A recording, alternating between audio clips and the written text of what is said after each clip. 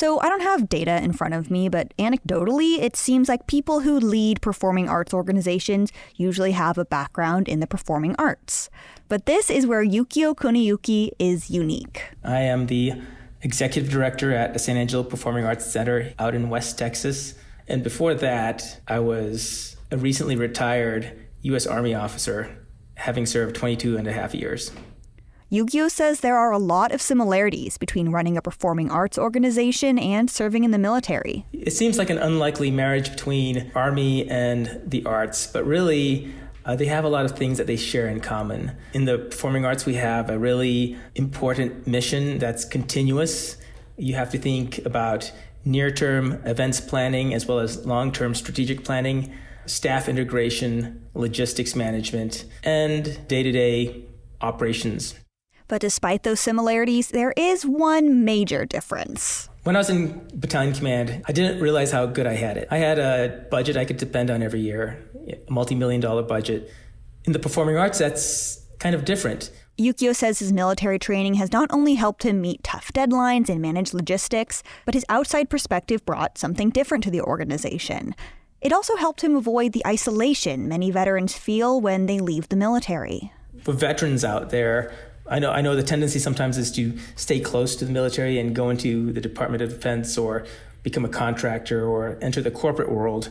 But that, I think, further isolates you in many ways from the communities that you can serve and make a meaningful impact on. Stretch yourself. And the performing arts community is one of those great environments to really find people who are dedicated to values that are similar to the ones that we have in the military. Honor, duty, service. He encourages more veterans to join the performing arts, and he also thinks the arts industry needs to take some lessons from the military, mainly when it comes to recruitment and professional development.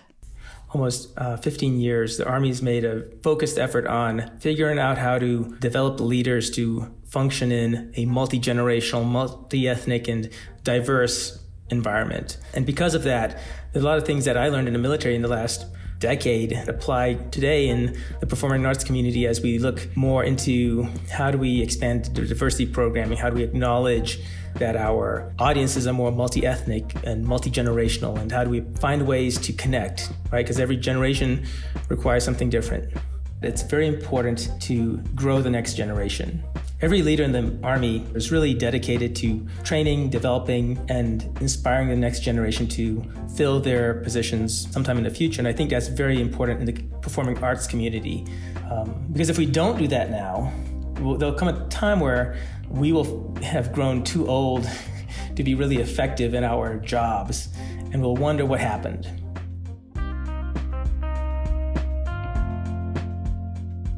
You're listening to Arts, Work, Life, a podcast from APAP, the Association of Performing Arts Professionals. I'm Claire Caulfield. People are what make an organization, and decisions on hiring, firing, and who gets a seat on the board can drastically change an organization's trajectory. So in today's episode, we're exploring the human in human resources, with stories about how recruitment, hiring practices, job descriptions, and even small comments all shape an organization's work culture.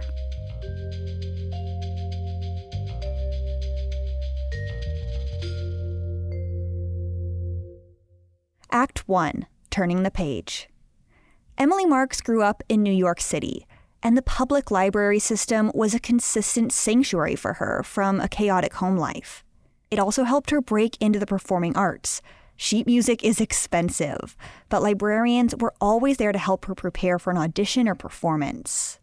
Thanks in part to the library, Emily was able to pursue a career in the arts, and she's worked on a lot of different programs, even founding her own theater company. And last year, she even accepted a job at the library, but not as a librarian. Here's Emily with that story and what her new job has taught her about the arts industry. This library has been under renovation for 5 years, and it's about to reopen. And the mission of the library is to kind of reimagine what a library can be. So there'll be a podcast studio, video studio, and a performance space. And it's been a real eye-opening experience. I feel that I'm finally working in the environment that I've always wanted to be working in. my generation, this Gen X generation, we've been striving for an equitable field. We've been striving to kind of reimagine systems and dismantle systems that kind of exclude people. And I've always been told that field does not exist. It's impossible. Our subscribers won't support this kind of program. And I feel in the arts field, it's always, well, we can't do that. And I find that working with librarians is, let's figure out a way to get to the yes.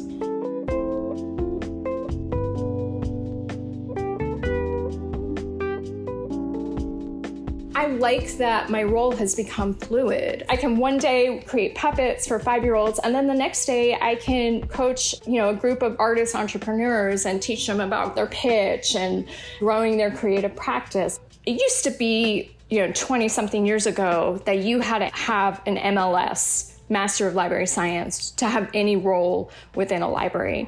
And so they kind of looked to see, is that really equitable? Because there's only one program in the state where you can get a Master of Library Science. So that immediately wipes out the playing field. So that's how someone like me can come into the library system. I have a colleague that's studying urban planning, another colleague has a background in marketing, another colleague that's a photographer.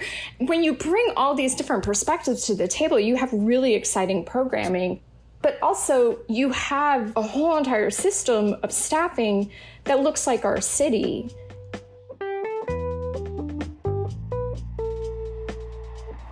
And then I look at regional theaters and arts education institutions, as well as performing arts centers. That's a national problem. I had a friend that had an MA in directing, and they're like, no, you have to have an MFA in directing in order to be considered for this job. There's so many dancers that are mid-career that are doing really exciting work, but they're not eligible to teach at a university.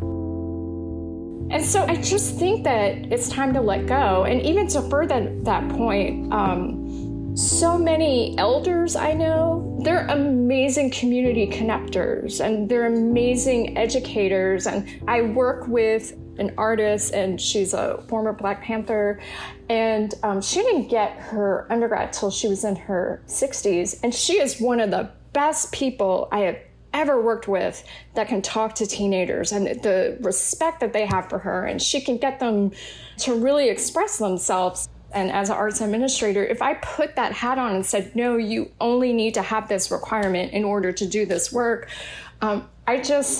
things would get really, really boring. So, I invite all these artists and practitioners to really go and get your librarians on your boards and involved with your projects and hire them, because they're way ahead of the field. I was at this conference a couple of years ago, and people were like, how do we get more voices in leadership? How do we get more voices in the room? And I said something, I was very direct. I was like, if you want more voices in your organization, maybe it's time to retire. You've had this position for 25 years. And all of a sudden there were crickets, and I wasn't very popular that day. But 20 years ago, arts administrators were trained through a kind of very corporate model of counting beans and audience development. They're not going to change into a system that doesn't benefit them. Because people will say they want to change, but sometimes they only want to change on surface so they can check a mark in a grant box.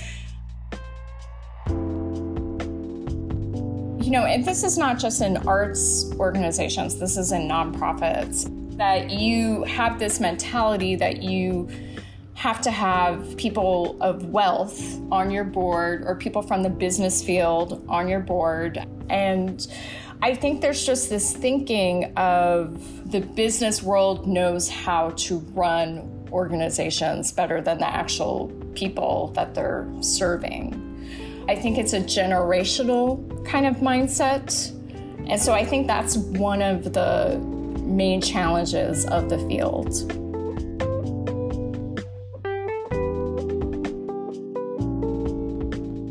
Emily Marks is an arts programmer for the Cosset Public Library in Memphis, Tennessee. Act 2, An Inside Job.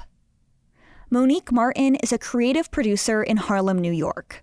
As a creative producer, she works with artists and theaters to design events, which means taking into account not just the show itself, but the venue, the audience experience, and how each performance aligns with an organization's mission. But in her career, she's seen plenty of examples where organizations publicly say they want one thing, but their hiring practices and internal structure tell a different story. So today, Monique shares about a time when she applied for a creative producing job and was excited about the organization's commitment to reaching out to communities and groups that they hadn't served in the past. But the experience made her realize there are still organizations out there that see producing and events as entirely separate from their communities. I have had the privilege of presenting and commissioning artists to create work for outdoor spaces, primarily in parks, for about 15 years, both with River to River Festival and Summer Stage, and then during the pandemic with Open Streets and Open Boulevards. So all of those outdoor experiences are very different and nuanced, with the same goal of meeting artists and communities where they are.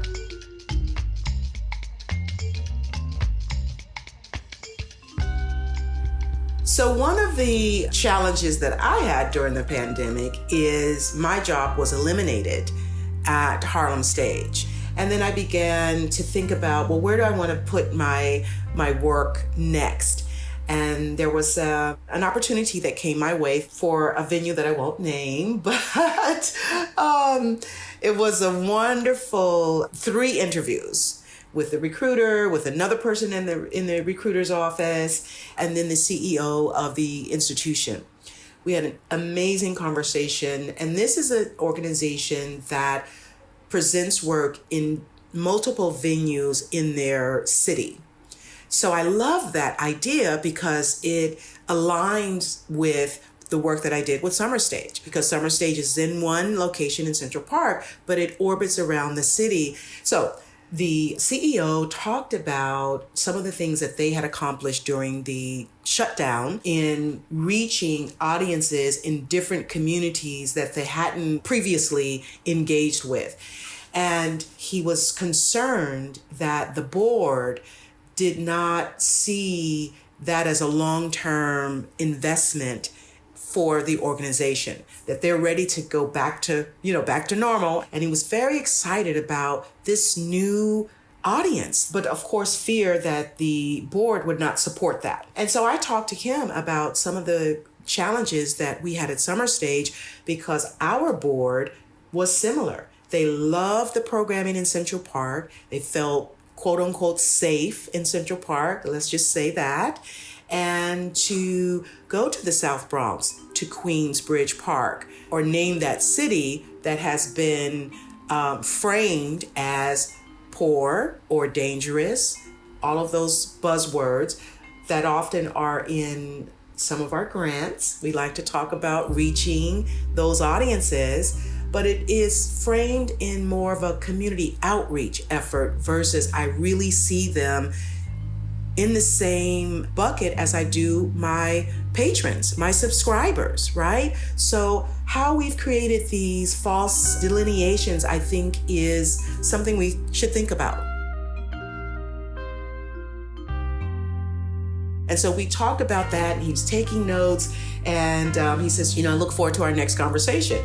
So I was super stoked. Like, this is going to be my job. I'm really excited. So then I get a call from the recruiter stating that the CEO really enjoyed meeting with me. I gave him a lot of ideas.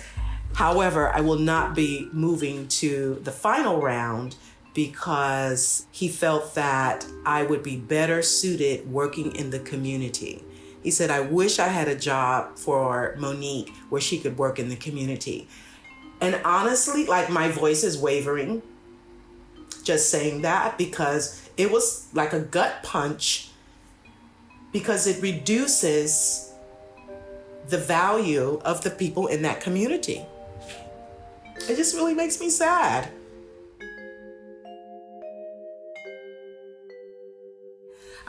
When I was informed that I wouldn't go for the position that I was actually applying for, but if I wanted to work in community, then that might be an opportunity. I felt as though I was kind of relegated to, I'll just be blunt, to the ghetto.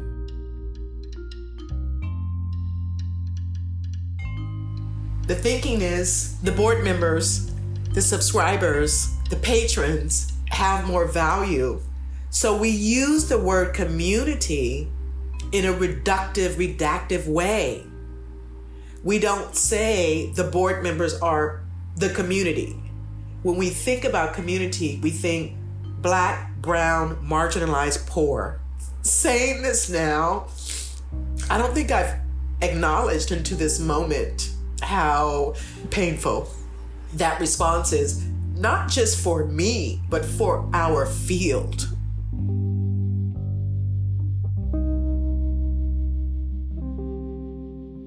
And that, I feel, is missed with a lot of my colleagues because they think in segments of people, this particular play that has this theme, and so this audience needs to come in the room because it has LGBTQI themes, or it is about Mexican migrants or Caribbean, or name that marginalized group. And so we want you to impact our bottom line through ticket sales, group sales of these audiences that we have no relationship with.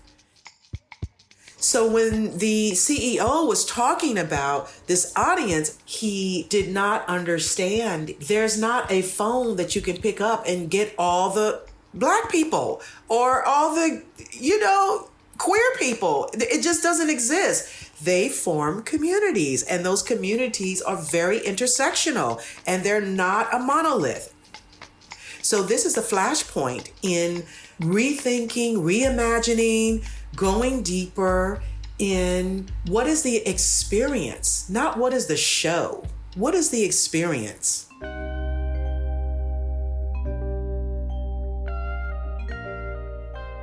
Monique Martin is a creative producer in Harlem, New York.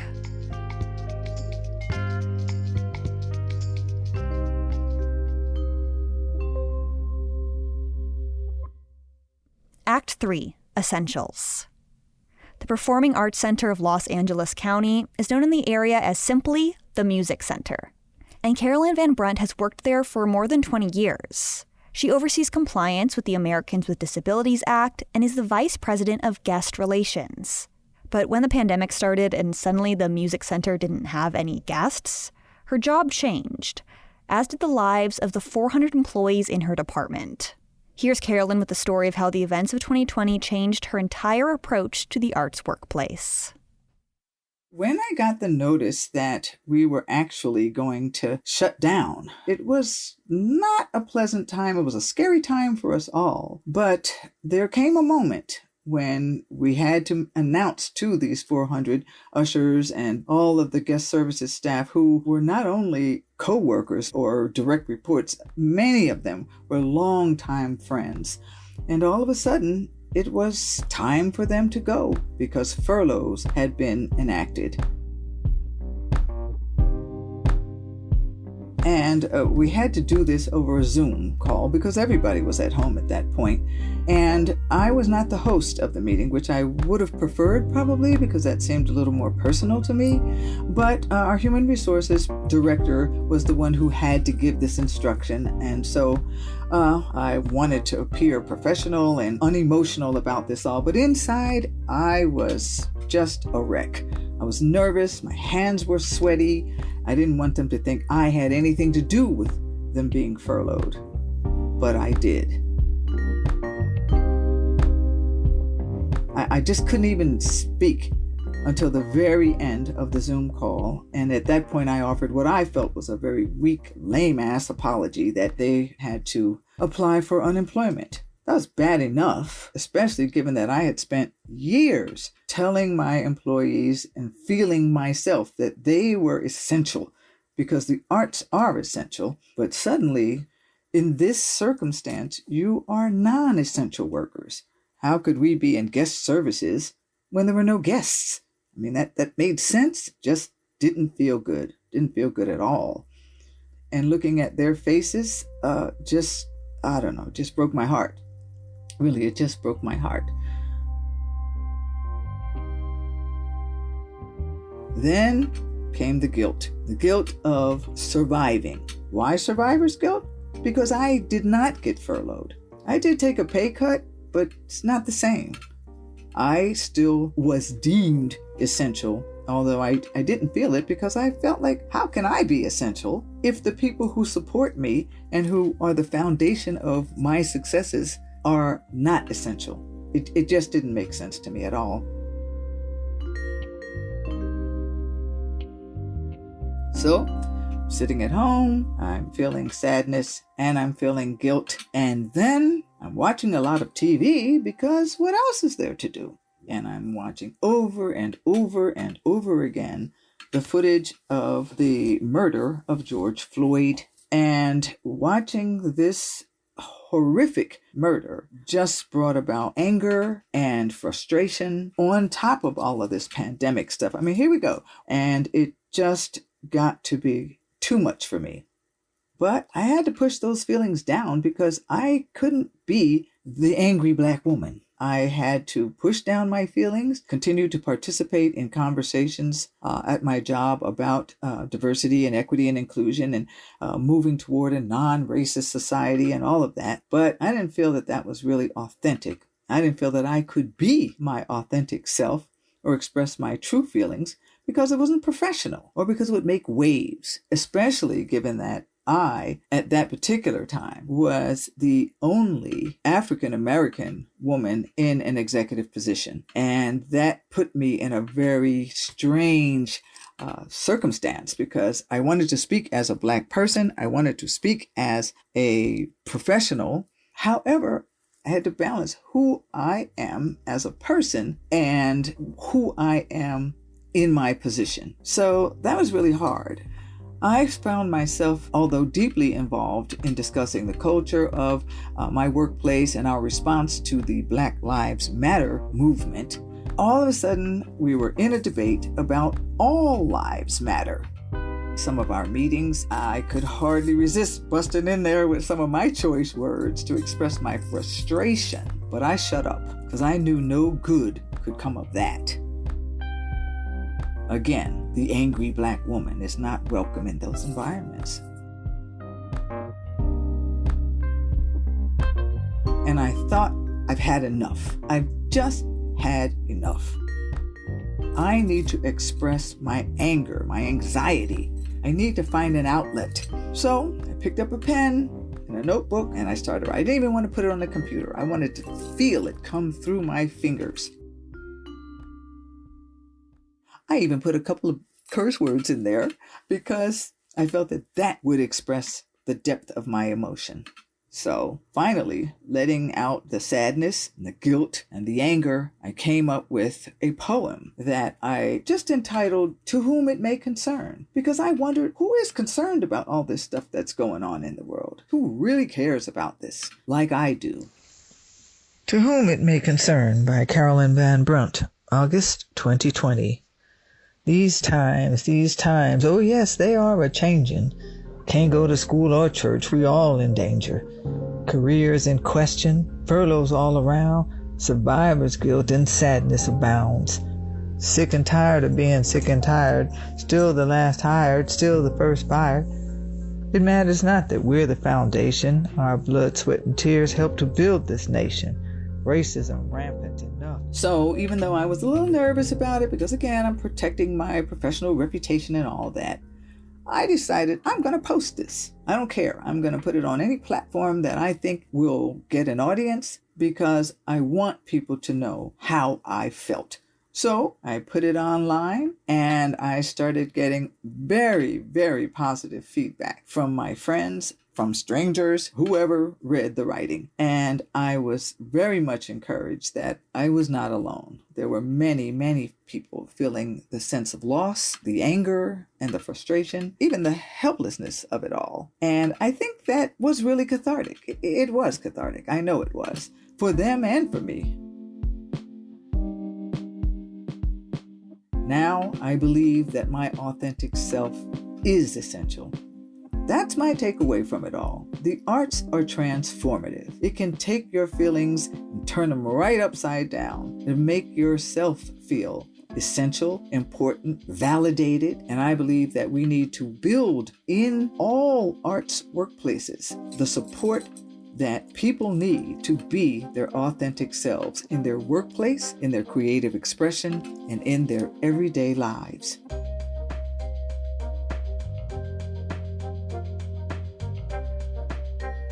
Carolyn Van Brunt is the Vice President of Guest Relations and ADA Compliance for the Performing Arts Center of Los Angeles County. You can hear Carolyn's entire poem on our website, and there's a link in the show notes.